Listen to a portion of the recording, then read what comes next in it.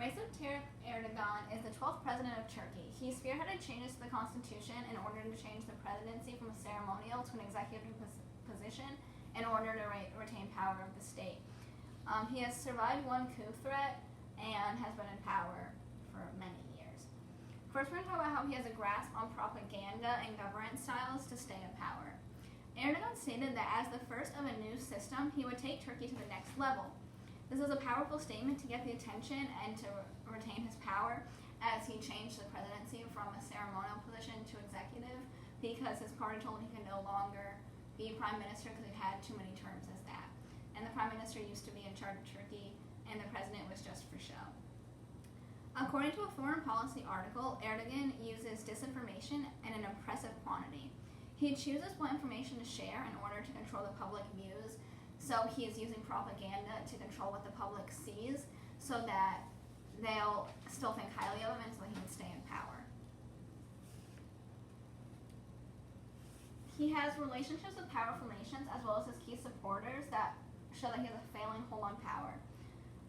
He's no longer really aligning the nations he was previously, such as the United States. And so because of these changes in his relationships, he's no longer going to be able to stay in power. Because according to the Dictator's Handbook, loyalty is the key to sustaining power. And losing this loyalty means that revolts could be on the horizon because a lot of his key officials no longer have as much power as they used to, and they're not happy with that. Simon Tisdale has also reported that Erdogan has started a relationship with Moscow officials that may not be in his best interest. This is because it's going against former allies such as the United States, where Erdogan wants to stay in NATO, but if he has relationships with Moscow, the United States, another person in NATO, isn't going to like that and might do things in order to get him out of power. Finally, political rules of survival are important to stay in power. Tisdale also reported that during Erdogan's 16 consecutive years in power, he has led Turkey to being in debt.